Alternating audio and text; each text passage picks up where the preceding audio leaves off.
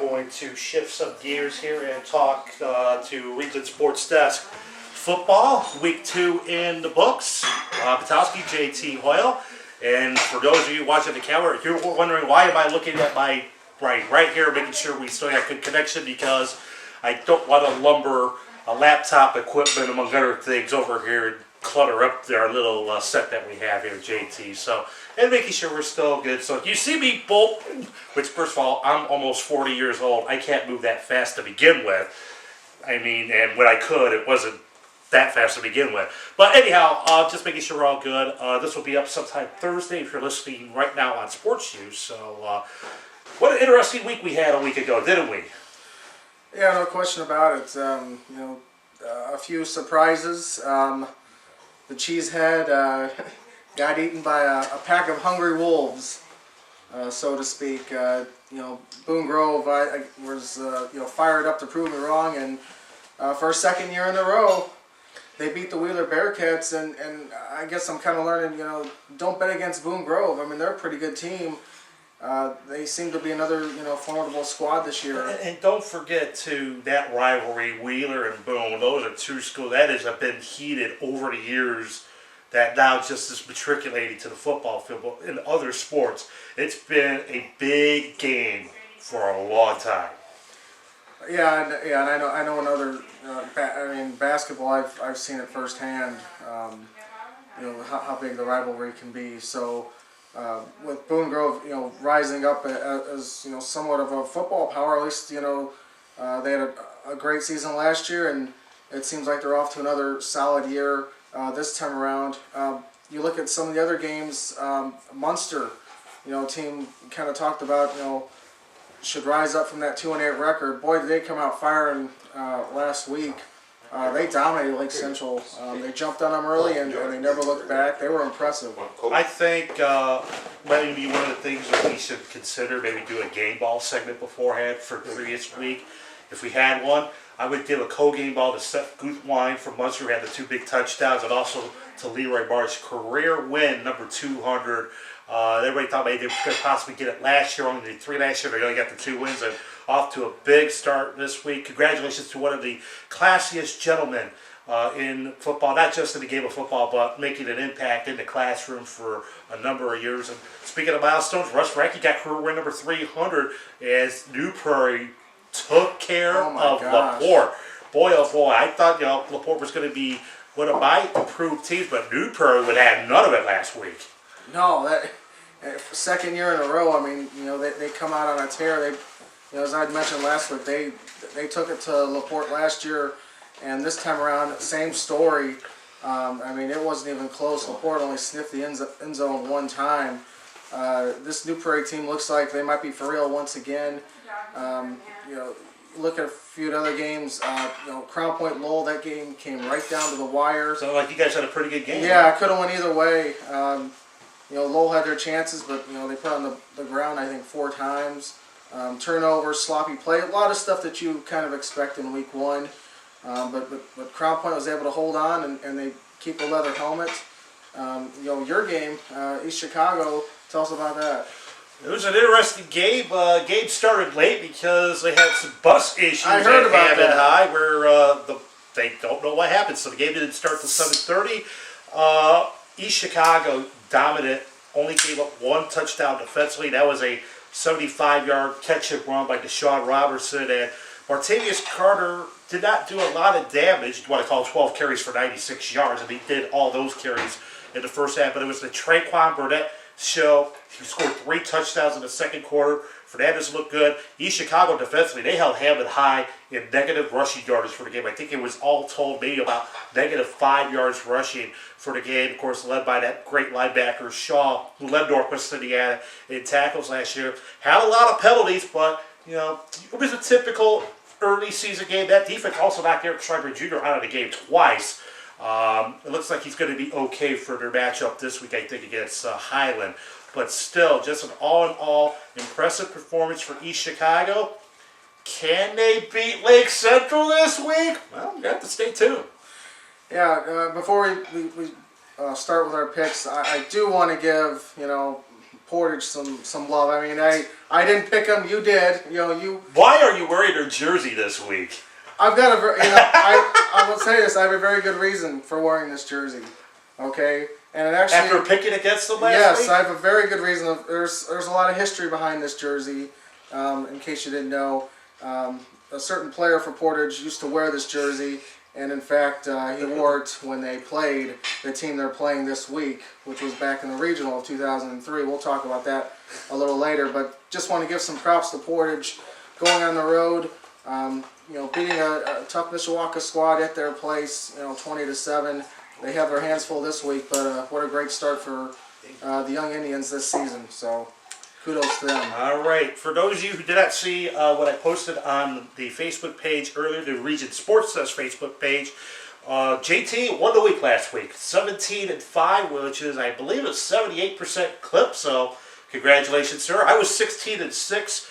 We both missed. We had, I think, about 3 misses that we both missed. We both missed the Lake Central game, obviously. Yep. I think we also both missed South Central, who got shut out by LaVille, which was kind of a shock. Yeah, it was a shock. We both missed the Bowman game, which I don't LaVille, know. let me tell you something. LaVille won 1 game last year. They won 0 games the year before that. They have a new head coach, and they just blast. I mean, I never. That's honestly, when you look at it's a smaller scale, but that's just about as surprising as like Munster being like 31-0. I never ever saw that coming. So those were the ones we missed. I know you also missed, obviously, the Portage game, obviously. Yep. I know I picked LaPorte. I took a gamble, and boy, that didn't look great. I also missed South Newton. That was the coin flip that I had last week, but that was that could have gone either way, a 48-42 type game. First week of the season, I mean, a lot of unexpected things are going to happen. Sometimes you never know what you're going to get. You get a lot of sloppy play, turnovers. Week 1 is such a crapshoot. I think you learn a lot after the first couple weeks of the season. You kind of start seeing stability. Who's for real, who's not. So week 1, I mean, I think all things considered, I think we did pretty well. So let's move on to the start of week number 2. We'll start going down our list. Hopefully we'll have a Cheesehead lock somewhere along the line. It's not going to make an appearance this week, but It was eaten by big mice. Yeah, like I said, it was eaten by a pack of wolves, from Boone Grove. Well, it'll make an appearance if it bodes well this week. So let's start with those Boone Grove wolves. By the way, the Poto power play did quite well, thank you. Well, it was in doubt for a while, I'll say that, but it did hold on. Let's start with our first game. Speaking of those Boone Grove wolves, they're on the road, taking on Bishop Knoll, who got waxed last week by Andrean. Bob Boone Grove got off to a great start against Wheeler. They looked to be on their way to another great season.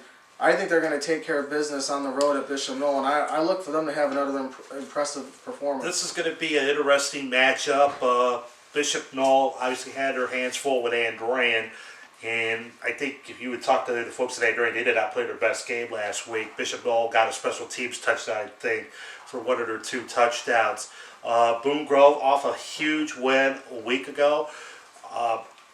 They are ripe for a letdown, obviously. Yeah. Will it happen? I don't know. I think this is going to be a very big competitive game because I think if you talk to some folks in Northwest Indiana, they think that Bishop Knoll could very easily be the 3rd best team in the Greater South Shore this year behind Whiting and Wheeler. I think this is going to be a closer game, but I just think I'm buying into the Wolves this week. I'm going to buy into them after a win. I think they're going to, they might have a letdown, but I think they're going to find a way to survive in North Hammond this Friday night. I like Boone Grove, like a 30-25 type game. Well, Bob, Bowman Academy this week, they traveled to Lake Station. That was another team that we were wrong about. They got kind of the same result that they did against Manual last season. It kind of happened to them last week. They took it on the chin against Indianapolis Manual. I think we both missed that game. They're on the road taking on Lake Station, who put up a pretty good fight against Highland for about 3 quarters, and Highland eventually pulled away. What are your thoughts on that one? This is going to be a home opener for Rich Lunsford. Lake Station, as you mentioned, put together a solid effort, losing late by about 3 scores. It was an 18-13 game going into the 4th quarter. Bowman losing at home to Marshall. I just think that doesn't bode well for Bowman Academy. I mean, it's a battle of the Eagles here. I'm going to take the Edison Eagles in this one. And boy, what was the last thing to say after 2 weeks? If it would happen at Lake Station, a 500 team after 2 weeks. It's been a long time. I think they can get the job done this week. Well, I'm gonna go the other way on this one. I mean, I have nothing to back me up with this pick at all. I mean, obviously, I think Lake Station probably put up a little bit better fight last week than Bowman did, but I gotta think Bowman puts together a little bit better effort, and I think they get their offense going a little bit more. I'm gonna take Bowman. You know, it's kind of a crapshoot game. I'm gonna take the Eagles to beat the other Eagles. Here's an interesting matchup. Brandywine, Michigan, a team I've never heard of. South Bend area. Yeah, they're taking on River Forest. They're traveling here to Chicago. That's a Thursday game. They're playing tomorrow night. Yeah. So check that out if you want. Yeah, playing at River Forest. I know nothing about Brandywine, Michigan. I couldn't find anything on them. Just by default, I'm going to say River Forest wins and they go 2-0. I could be mistaken. I think this is the opening week for Michigan teams, so this would be their season opener. Okay. And of course, I always, when you talk college football, at the early part of the season, when a team plays a team like open a week before they play a team that played, I always give the edge to the team that's already got the game under their belt. They're already in game. I mean, it just seems to be a little easier. River Forest already with a game under their belt. I look for them to take care of business Thursday night at Ray Madden. Calumet playing at Clark. Bob, I did a little bit of research on this. Clark's only victory last season came against Calumet. Two teams that lost last week. Calumet put together a solid effort. I think they were shut out 14-0 to Gavin. Clark, I think it was 14-8. 14-8, but it was a very competitive game. Clark, I think, was only down 3-0 to Whiting at the half on Saturday. And then the Oilers exploded there in the second half, won 31-6. This could be an opportunity. These two teams are probably not expected to win a lot of games, so this is going to be a matchup where both teams are going to be fighting tooth and nail. I am going to go with the home team here. I'm going to go for the Pioneers to win a low-scoring slugfest, like a 14-12 type game. Give me the Pioneers on the shores of Lake George and Hammond. Bob, dittoed everything you said. I agree. I'm going to take Clark in a low-scoring, close game as well. Here's another matchup of team I don't know anything about. Chicago Lindblom taking on West Side. It's at West Side. We know about West Side's high-powered offense. I know nothing about the Chicago team, but I think West Side has had a fair amount of success against some of those inner-city Chicago teams in the past. I'm going to have to go with West Side, with the Cougars, kind of by default, playing at home with that wild offense they have. I think they're going to pull this one out. Illinois also has their first week, so what I said earlier about River Forest having a game in hand, same thing with West Side. And talk about maybe teams that were probably most impressive in defeat. How about that West Side Cougars? They were tied, I think, or right there most of the game. John A. Johnson and company put on a show. I mean, you don't put 34 points on Hobart for nothing. And Jason Johnson said, we'll be okay. We haven't given a lot of points, but we'll be okay. I look for West Side to roll this week. Culver playing at South Central. We already talked about what happened to South Central last week. Culver lost their first game. They played West Central. They lost 18-6 to them. But seeing as South Central was so dismal in their performance against LaVille, Bob, I have to say that the Cavaliers get it done on the road. I think that was probably one of the most shocking scores that we saw. South Central not only losing, but getting shut out by a wide margin in Lakeville. That's going to be a tough test, I think, for Dan Pliszek's ball club. I think the Cavaliers get the job done on the road. We might have a possible message on the computer here to talk out there and see. Just bring up the browser there if you can, Andy. Sorry about that, folks. Oh, Tommy Boy just says hello. Hello, Tommy Boy. Tom Kalavic, who's always a frequent poster on the MAB shows and also your page as well. I know he's a big collector. So, hi, Tommy Boy. All right. We'll move on to the next one. Lew Wallace going on the road. This is their first game of the season. Lew Wallace did not play last week, Bob. They're on the road. They're playing Indianapolis Howe this week. TC Howe! You know what their nickname is? No, I don't. The Hornets. Battle of Hornets. Wow. We know the Hornets will win. The Hornets will win, but I think the Indianapolis version of the Hornets are going to take care of business in this one. So Agreed.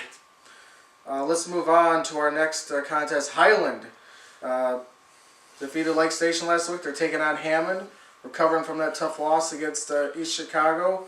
Bob, could this be an interesting match? I know, in years past, this has been a down to the wire matchup. So I mean, this could be a competitive game. It could be a competitive game. Hammond High is going to be coming out full board, looking to bounce back from the loss last week. Highland trying to get the 2-0. I can't remember the last time the Trojans were 2-0. You're going to have to go back probably over a decade when Brad Smith was there in the late 90s, early part of the 2000s. From what I've seen, Hammond High, a little banged up. They're going to be able to run the ball. They're going to have to run the ball. I mean, negative yardage against East Chicago, let alone anybody's not going to cut it. I think Highland is not quite as good defensively as East Chicago. I look for the Wildcats to get their power running game going. And also, how banged up is Eric Schreiber Jr.? Again, he got knocked out of the game twice. I think he's going to be able to bounce back. I have some pretty good sources that will tell me what's going on or whatnot. But I think he's going to be able to play. I look for Hammond High to break into the win column this week. Bob, I have to agree with you again. I think Hammond's going to get tough, and I think they're going to. I think they are going to find a ground game.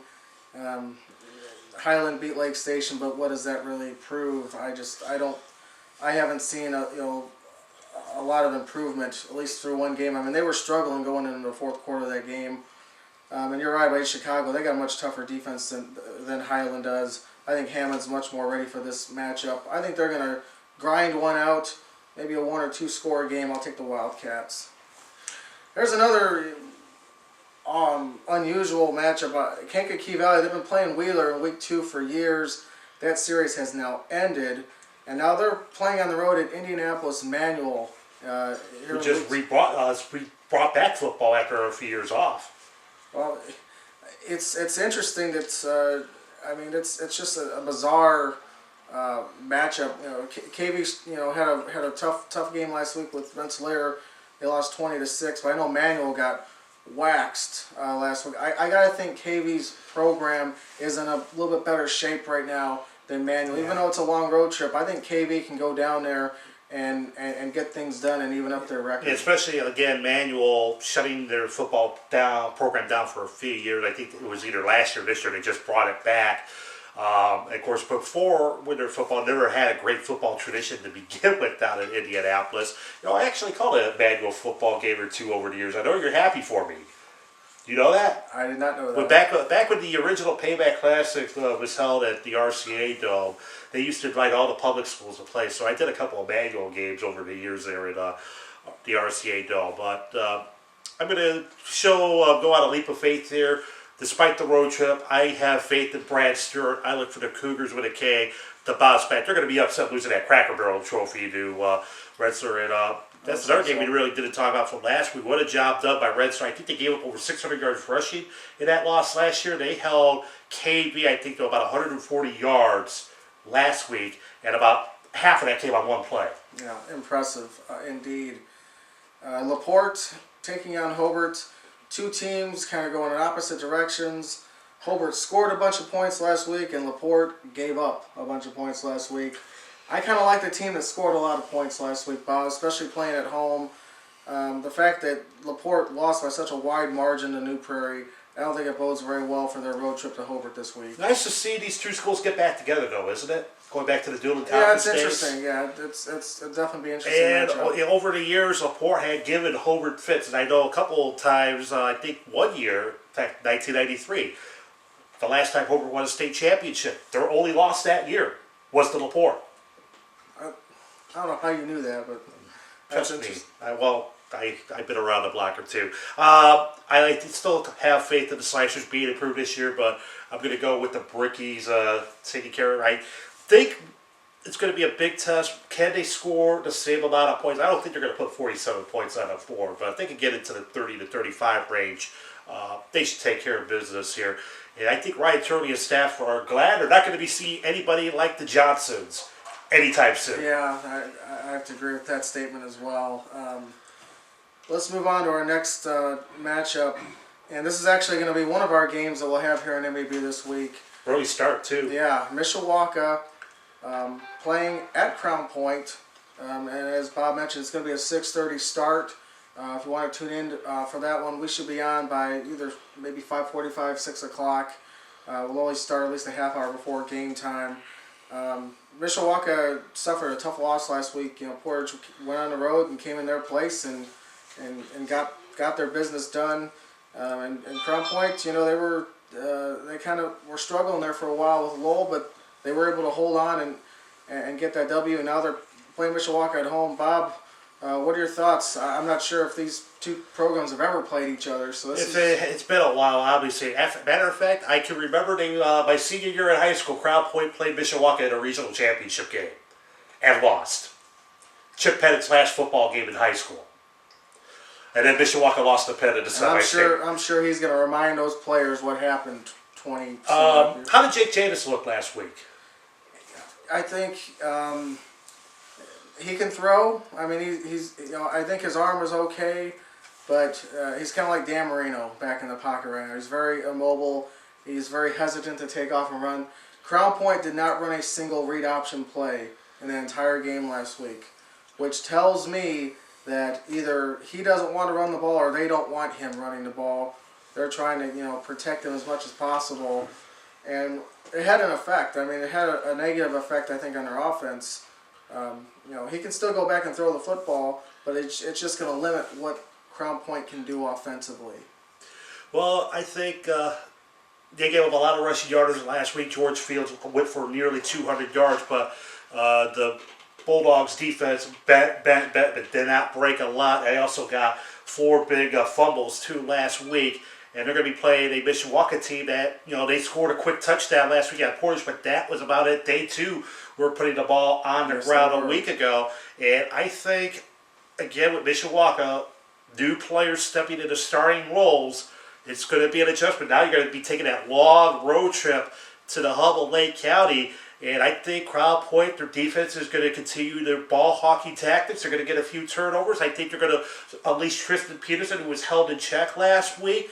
I think you're going to see Jake Jadis not going to have to throw the ball out, but you're going to see Peterson and company take care of business. I like Crown Point to win this one by a couple of scores Friday night. I agree with you. I like Crown Point's defense. I think that's the one consistent thing that I did see last week with them was their defense. They gave up a few big plays, but for the most part, they were very tenacious in their pursuit of the football. You're returning 10 of 11 starters from a year ago. The offense has some work to do. I wasn't really impressed with their offensive output. I think it'll be a little bit better this week though, and I don't think Mishawaka is going to have a whole lot of success running that flex bone offense. Crown Point's linebackers are so good, and they get after the ball so fast. I think Mishawaka's offense is going to really struggle, and I think Crown Point might get a touchdown or two early in the game, and they could put a hurting on Mishawaka. I think they'll win by about 3 scores. I like Crown Point in this one. Here's a matchup that I think it's one of the most interesting matchups of the week because you kind of have 2 teams that are feeling 2 completely different emotions. Munster is on an incredible high. You mentioned it. Leroy Marsh gets his 200th win. Not only does he get that 200th win, but it comes against Lake Central. And the way they did it. Yeah, I mean, they couldn't possibly be feeling any better. And they're playing against a Chesterton team that feels like they let a game get away. They lost the game in the last 30 seconds last week. So you're going to have a desperate Chesterton team playing against, a highly accomplished Munster team. Which team's going to show up for either squad? Looks like we have a new sponsor over there. I think you have to be encouraging to Mark Peterson with the effort you showed against a very solid South Bend team. They were behind most of the game. Cole Teal scoring with about 3 minutes left in the game to give them the lead, and then I think I read in the paper Mark Peterson said we did everything right. We just left a little too much time. And St. Joe, like they did 2 years ago, scored at the very end to deny the Trojans a victory. Munster avoiding a letdown is going to be paramount. But this is going to be a heck of a matchup, and I'm going to go out and make this my power play of the week. The Munster Mustangs will go to 2-0. That's my power play of the week. Power play of the week. I'm going to say about a 27-20 type game. Munster goes to 2-0. Well, that's definitely a bold pick. I just don't know how much I can trust Munster right now. If they win this game, I mean, they go 2-0 against DAC opponents. Then all of a sudden you're looking towards later in the season when Munster plays Andrean. Yeah, I mean, the conference becomes that much more interesting because, you know, Munster's definitely going to be a legitimate player. This is a hard pick because I don't think I think Chesterton is decent, and I just don't know if Munster can do it twice. I don't know if Lightning can strike twice for this Munster Mustang team. I'm gonna go against you, Bob. I'm gonna go against the power play, and I'm gonna take my chances with the Chesterton Trojans this week. I don't have a really good. I can't say I have a great, basis for taking them. I think that they're going to be a desperate team after what happened last week. So I think they're going to be desperate to prove themselves. And I'm not a believer that Munster can put on the same performance that they did against Lake Central for a second week in a row. Alrighty then. Next on our list, it's a very big county rivalry, Bob. You know a lot about this rivalry. Oh, these schools don't like each other. I'm sure the shenanigans are already going on out in Stark County. Probably. North Judson taking on the Knox Redskins. And boy, the Knox take it on the chin last week. Winnemac wiped the floor with them. I think it was 55-14. Ooh. Warriors are pretty good, Bob. Yes, they are. They won a sectional last year. Yeah. And then they ran to the Lafayette Central Catholic, and that was it. Well, they don't have to worry about them this time around. But North Judson, pretty good showing against John Glenn. I think it was 25-7. So I just don't think Knox can. I don't think Knox can put up a. If Knox is struggling with Winnemac, and I'm sorry to cut you off, but if Knox is struggling, how are they going to go against the power running option game of Kirk Kennedy's ball club? I don't think it's a very good combination. No. I think the Redskins are going to get skinned in this one. Remember the movie a couple of years ago, The Perfect Storm? It's going to be a perfect storm Friday night in Stark County, and it's going to be a blue and gold perfect storm. Yeah, I agree with you. We'll go on to our next game. You know, I'm wearing a jersey. Portage taking on Penn. This is the first time they've played Penn in 10 years. I was a senior in high school in 2003. And the guy, number 33, Antoine Brown, was wearing this jersey. He played against Penn. Ended up going to Kentucky. Yeah. Then he transferred to Indiana State. The last time a sectional was won by the Tribes. This is the last time. That was the last time Portage won a sectional, and now they're in the same sectional. So this game becomes a lot more meaningful because these two teams could meet down the road.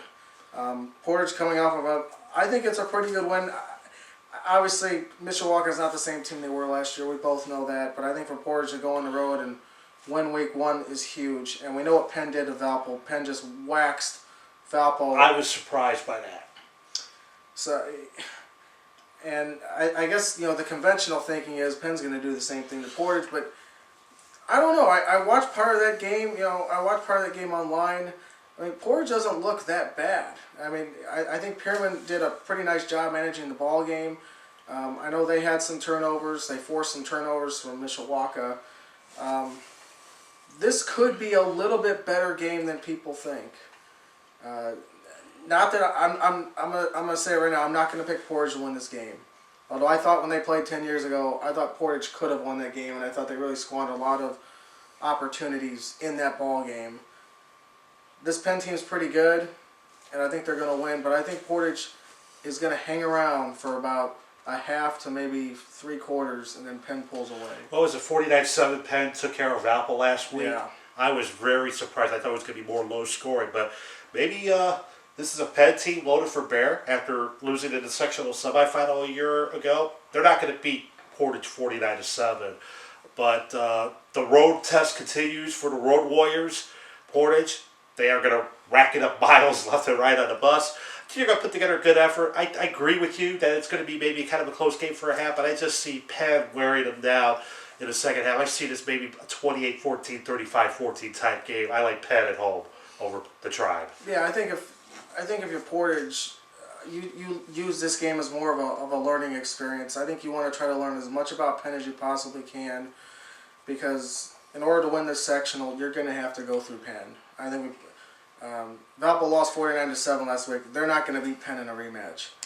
Portage, I think, has a little bit better ball club than Valpo does. So this is a game you might want to try some things. Try some new schemes, some new formations. Try some different things. See what works, because I think you got to use this game as preparation for the next game if you play them again. Moving on, Rensselaer was very impressive last week, Bob. 20-6 win over KB. They now own the Cracker Barrel, or it's in their possession, at least for the rest of this year. I like their breakfast too. Yeah, well, I've eaten there a few times. They take on a North Newton squad that they won their big rivalry game. Boy, shootout city, wasn't it? The North wins again, Bob. They always win. Well, that was probably one of the most exciting games. 48-42 over South Newton. That was a wild one. The coin flip that led you to winning the week last Coin week. flip of death. I wouldn't say that. Coin flip of incorrectness. Well, anyhow, North Newton at home taking on Rensselaer. This is kind of it's somewhat of a rivalry game too. It's not as big.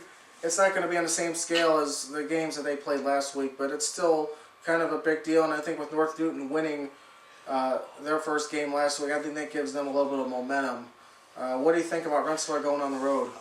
You got to admire the job Chris Meeks Ball Club did last week, shutting down the power run game of the Kankakee. Can North Newton bring it again, winning the debut of Aaron Sauter, former Southport coach, coming up to Morocco. I'm going to go with the Bombers here. I look for the Bombers to get the 2-0.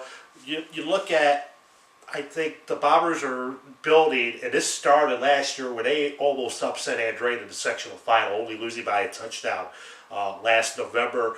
And now this is a Rensselaer team that thinks, hey, you know what? We might be able to do some things here in Class 2A. We've got a conference coming up in the Hoosier Conference. It's a very tough conference, obviously, with Lafayette Central Catholic, a West Lafayette team that had a big upset win over Tri-West last week, a Tipton team that a lot of people are thinking big, but the Bombers... took down Hamilton Heights. Yes, but the 27. But the Bombers are going to be in that mix in the Hoosier. They're not going to be an easy opponent for anybody. As long as they can take care of playing defense and run the ball, I think the Bombers can do it. They will contain North Newton this week. Give me the Bombers on the road. I agree. I don't see North Newton put up anywhere close to 48 points. They come back down to earth. Rensselaer controls the clock, running the football. I like the Bombers to win this one as well. South Bend, Washington, going on the road, playing Michigan City. Michigan City was impressive last week over Gary Roosevelt. And Washington, I think they lost last week. South Bend, Washington, if I'm not mistaken. But well, let's take a look at the scores here, huh? Well, look at this here. I came prepared here, I mister. don't know if South Bend, Washington's going to be in there. But Well, they have the state scores in it. Do you remember who they were playing last week? Or no, does it matter? I'm not sure. I'm not going to go to the laptop and get it, though. But Yeah. regardless, I think if Mr. Morgan is still quarterback in Washington, I think it would be a troublesome game for Michigan City. But with him transferring, boy, what a difference a year and a half, 2 years makes for Washington. Just remember, they were in the state finals a couple years ago with Garrett Dieter, Mr. Perkins and company. Just what a difference. I'm going to go out on a limb. I like the Wolves to get the 2-0. Gosh, Bob, I think we're agreeing a little bit too much here, but I'm with you again. I like the job Michigan State did last week. I think with how far South Bend, Washington has fallen in the last couple of years, I think this is a golden opportunity for the Wolves to move to 2-0 heading into conference play. So I'll agree with you. I'll say Michigan City gets it done. Washington lost to Concord last week, 42-6. Ouch. Concord's pretty good, by the way. Yeah, they are. Valparaiso going on the road playing Homestead. Glad they're not playing Carmel this time around, huh? I'm sure they're very glad about that. Although I don't think they were happy about their performance last week. They got waxed by Penn pretty good, pretty soundly, and Homestead was very impressive in their first game.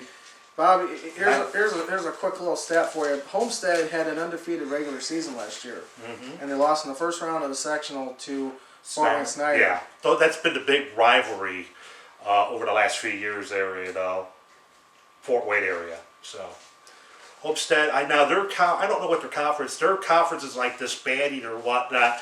I'm not sure if they're going to be trying to get into the SAC, which would make a natural fit with them playing like this. Homestead is technically a Fort Wayne school. I mean, they're in Albanite Township there, which is the southwest side of Fort Wayne, but it's still, you look at the mailing, they are a Fort Wayne school. Very proud tradition. They've had their moments in the past in the state tournament. In fact, they got to the state finals in 1998 for the 5A championship game, and they ran into some quarterback named Rex Grossman. I've heard of him. Yeah. Well, this has nothing to do with 1998, but No.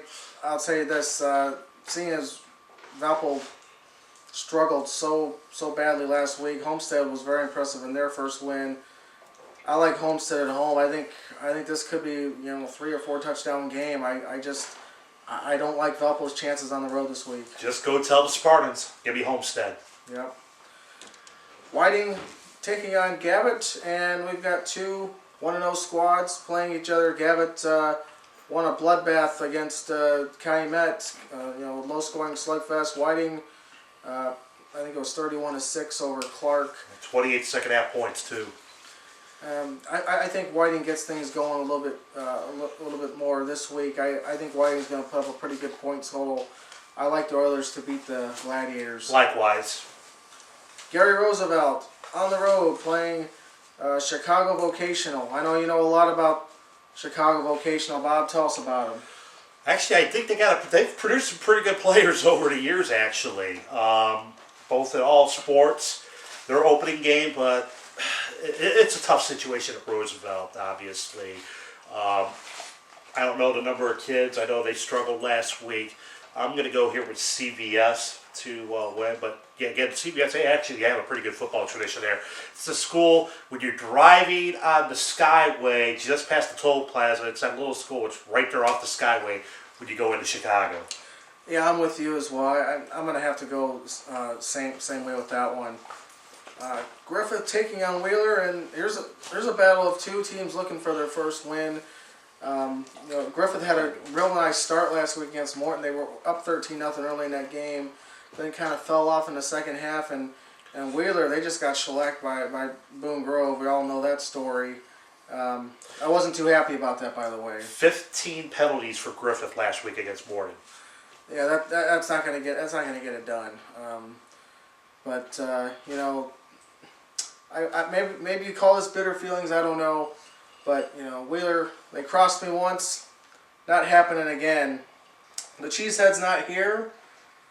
But I'm telling you right now, Cheesehead lock of the week. I'm taking the Griffith Panthers on the road. They are going to travel. Really? Yes. At Union Township, they are going to put a whooping on the Wheeler Bearcats. They got my back this week, I hope they got my back this week. This is going to be an interesting matchup. You look at it, Griffith scored on the first play a 92-yard touchdown run by Justin Green, and really after that, they were up 13-0. They did not do much after that. Had problems with penalties. Kyle Pukaba only completed 1 pass last week. Wheeler is chopping at the bit after trying to bounce back. This game could go either way. You know what? You went against my power play. I'm going to go against your Cheesehead. I'm going to take Wheeler in Union Township. You can't go against the cheese. I just did. Lock it. I know my Griffith peeps are not going to love me for this. They're going to call me a traitor, but sorry, guys. I'm going to go Wheeler in a squeaker in Union Township. All right, Benedict Arnold. Well, you were that last week, don't forget. Remember? Yeah. Oh! That was a burn. All right. Let's go to the big 3. Let's forget all this nonsense. Let's go to the big 3. Let's talk about this team right here. East Chicago had a nice showing last week against Hammond. They're going to try to make things 2-0, and they're taking on a team who's not very happy right now. Lake Central did not put on their best showing last week against Munster. This I've been going back and forth. I've been thinking about this matchup all week long. I've been going back and forth because I think a number of things could happen in this game. The score you saw last season, there's no way that score is happening this week. And that was like a tie game at halftime, too. Yeah, I think it was like 42-14 or 49-14, something like that. I don't see any way that score happens again this year. I think this is going to be a really good ball game. This could be one of the best games of the week. I think East Chicago's got a real opportunity here. I think they got a real legitimate chance to go 2-0, and if they hold on and win this game, you got Morton down the road, but this team could go undefeated if they win this week, and I think they got a real good chance. Lake Central's kind of down right now. If Lake Central doesn't show that fire and confidence that they had last season, if they don't bring it this week, East Chicago's going to put up some points. It's not just Martavius Carter. They have obviously Traquan Burnett, another young man who had a touchdown. The Sepulveda kid, I thought they lined up at fullback, made some nice plays, also had a fumble return for a touchdown last week. And they're going to be going into the burial grounds against a Lake Central team that's going to be mad, angry, and could be going into the game with something to prove. I think this is probably East Chicago's best chance of beating Lake Central, maybe ever. Can they do it? I don't know. I just think Lake Central's going to find a way, rectify their offensive line issues that they've been having. I think they find a way to sneak one past East Chicago. I see it as being a 27-24 type game. I think special teams is going to be a big factor in this one. Lake Central's going to find a way to take advantage here and sneak one past East Chicago. Here are my thoughts on this game. I go back to last season. I know Lake Central lost some other players besides David Yancey, but when he got hurt, they had to play a couple of games without him during the regular season. Their offense struggled big time. I don't think the game they had last week, I don't think it was a fluke. I think their offense is going to struggle finding itself for the first half of this season. And they need to find other playmakers that they can depend on. I think that one of the big problems with them, they depended so much on Yancey for their offensive production that when he wasn't there, they didn't know what to do. They were kind of lost. I think East Chicago, I think they can do it. I think they can go on the road. I think their offense can put up enough points. Because right now I don't believe in Lake Central's offense. I don't believe that they can put up a high point total in this game. I think East Chicago is pretty good. I like the Cardinals. I'm gonna go against the grain here. I would still consider this an upset if East Chicago wins. But I like the talent that they have across the board, and I'm just not a believer in Lake Central's offense right now. I'll go with the Cardinals. Second game. This game is good pretty much every year. Lowell taking on Morton on the road. You look at the last few years, maybe the last 3 years, Morton may have had the better, roster on paper, but Lowell's won 2 of the 3 games last 3 years. So, for whatever reason, Lowell seems to match up pretty well with the Governors. This is always a great ball game, and I expect it to be the same way this week. Yeah, the last couple of times the game's been at Lowell, Lowell's won. Last couple of times in Hessville, it's been the Governors. Could the artificial turf be a factor? We'll see. Terry Armstrong put together a solid game last week in his first game at quarterback for the Govs. I will say that. Lowell's got to hang on to the football. I don't know what their passing game looked like. You were there. Or did they try anything in the passing game last week? They completed a long pass to Aaron Hamm. I do remember that. It was out of a pistol formation, I think. They ran some type of a play action. He did a kind of a sluggo double move and threw it over the top to him. Their passing game at times was decent. There was also a few other, plays where, Seth Anderson got sacked or, made some mistakes. I think he has potential to be a decent throwing quarterback. But, it was his first start, and I actually kind of expect some of those growing pains. But and also, too, what's the story with Lowell's kicking game, too? Was a huge conundrum that was, last week. In fact, it was I not think good. Yeah. They missed both extra point attempts. I think that's going to come back to bite them this weekend. I like the Governors to take care of business on Friday, maybe like a 28-21 type game. I know I have a lot of faith in the Red Devils, but right now I just think Mortar right now is maybe slightly better than the Red Devils, even though I got a little higher rank, go figure. But right now, I'm going to go this week, go with the Govs. This is going to be, I think, one of the problems that Lowell had last week. I think they got too cute with their passing game. We kind of talked about this off camera. After George Fields scored that long touchdown, they kind of went away from him for a little while, and he didn't touch the football. I think when things are working for them, when Fields is hot running the football, you got to keep feeding him the football. You can't make such a conscious effort to go away from him just to try to diversify your offense. If it's working, stick with it. I think if Lowell can just stick with their run game this week, Morton's defense is not going to be as good as Crown Point's. Not saying their defense isn't good, but I think Crown Point's might be the best in the area. And I think if Lowell sticks to doing what they've always done, if they don't get too cute with the passing game and they actually play power football, their offense will be okay. And for whatever reason, they seem to match up pretty well with Morton, defensively. Their defense usually holds down Morton's offense pretty good. I like Lowell on the road to win a close one. I think they rebound and win this ball game. I think it's going to be a great game. I think it's once again it's going to be probably a one-score contest either way. But I'll take the Red Devils on the road to get their first win of the season. And now this is it, Bob. We are down to our game of the week. What a mega matchup this is going to be. Andrean, Maryville, Battle of Broadway. I don't know what the MAB Power 10. 2 versus 3. I say it's one. I think Andrean, Maryville. I think they're the top. In my opinion, I think they're the two best teams. I think they're both better than Crown Point. Me personally, that's what I think. But you can throw out the classes. I don't care if Andrean's 3A and Maryville's 6A. This game is going to help both teams. It was a good matchup last year. Andrean won 2 years ago. Looked like they were on their way last year. They were up 21-7 in the second quarter. Maryville rallied the tide at the half, and then next thing you know, it was 43 unanswered points for Maryville en route to a 50-28 win. Really, it was the coming out party for the Maryville offense last year after only scoring 7 against Warren Central last year down at Lucas Oil Stadium. The Pirates was, boy, did they put on a show, and it was only a harbinger of things to come for the remainder of that 2012 season. Andrean won convincingly, but I think you talked a lot about Niner faithful. They weren't happy with the performance last week at Bishop Knoll. Still got some things to work on. I've been looking ahead. Matt DeSilver was held to negative rushing yardage last week. I think it ended up with only negative 4 yards rushing.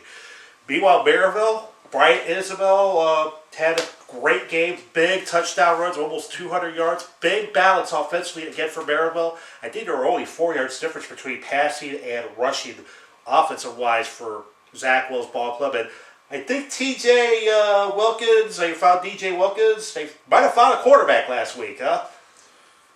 Yeah. He played pretty well. I didn't see any footage of the game, but 41-7. I didn't expect our offense to score that many points, but it's a combination. Good performance by them, but I think it's also South Bend Clay's not a very good team either. And I know somebody commented something on my page. Maryville could score 100 points and we wouldn't give them credit. It's not that I don't want to give them credit. I just don't think South Bend Clay's any good. They won this week. Trust me, they're going to get all sorts of credit, all sorts of pub. Because Andrean's a good quality opponent. But I do think the Clay game was good as far as a confidence building. I've been accused of being Mr. Maryville. Well, you broadcast a lot of Maryville. I know I do. Including this week, by the way. Hit, hit, nudge, nudge. Yeah, that's right. That's our other game. Andrean and Maryville. What time pregame? Well, 6:30 pregame. Myself and the coach Tim Galt and Rich Sapper on the call from Denver. Well, that'll be a nice crew, and yeah, you guys have a good game. Jealous. It's going to be awesome. I'm serious. That's going to be great. Here's my thoughts on this game. If I'm Andrean, this is what I'm going to do. I'm going to stack the box. I'm going to leave my corners on an island, and I'm going to say, DJ Wilkins, if you want to beat us, you're going to throw the ball deep. What I saw a couple of weeks ago from Maryville's scrimmage against Lowell, Wilkins had a lot of accuracy issues, especially with the deep ball. He missed a lot of open wide receivers. He's a great athlete. I think he's a great runner. I'm sure he's going to do a great job running the read option, and if he gets out in the open field, I mean, see you later. He's gone. But if Andrain stays disciplined and they stack the box to stop the run, you commit to stopping the run and you force Wilkins to be, right on target throwing deep passes, Andrain's going to win this game because I think Matt DeSomer is going to do a good job of controlling the game. He's going to be more efficient. They're going to be a lot more focused. I think last week had a lot to do with them looking ahead to this game, because if they win this game, I'll tell you right now, they beat Maryville, they're going to run the table. I will pick them to run the table if they can win this game. I'm going to pick Andrain to win this ball game. I think they got a lot to prove, and I think they want to take that next step as far, they're ranked number 1 in the coaches poll in 3A right now. This is a big game for them. They're going to be more focused. I like it. I think it's going to be a great game, a close game, but in a battle of quarterbacks, I'll take the senior any day of the week. I'll take Matt DeSomer. I'll take Andrain's defense to hold down the Pirate offense in this game. From doing this game 3 out of the last 4 years at Debris Stadium, the thing, and I've seen Andrain win one of those 3 games. The thing that in their 2 losses, Andrain in the second half runs out of gas. More players going both ways. You look at the weather forecast for Friday. It's supposed to be hot and sticky. I think it's supposed to be in the upper 80s Friday. So you're looking at a kickoff temperature is probably going to be in the mid 80s come Friday. A lot of players going both ways. You're still going to see situation. Maryville, I think, advantage in the trenches size-wise. They will wear down Andrain defensively. Okay, they'll stack in the box, but they won't go deep or whatnot. They'll probably find a way to get things going. And Brian Isabel, I think, took a big steps last week to get out of the shadow of the college from a year ago, Dylan Collins, and he put together a near 200-yard effort. I think that will help take a lot of pressure off Wilkins at quarterback. This is going to be a great game. I expect to see fireworks, but I just think size-wise and number-wise, Andrain is just going to get worn out in the second half of the hot night. I look for Maryville to own Broadway again for the 4th time in 5 years, a 35-28 type game. We'll see about that. We'll see about that. I feel confident in this pick. I really do. I really do think that Andrain is better than they were last year. And I like what I've seen so far from them. I know they didn't play their best ball game. I mean, I guess it's kind of hard to get up for that game, Bishop, especially when you know that that Maryville looms in week 2. And I'm sure Maryville thought the same thing when they were playing South Bend Clay. Possibly. But now that this game is going to be reality, you definitely have the game of the week, and I certainly hope it's a good one. So I'll be looking forward to you sending me the update. JT, you were right. Andrain wins this one. We'll see. We shall see. All right. Well, for Bob Patowski and JT Hoyle, thanks for watching.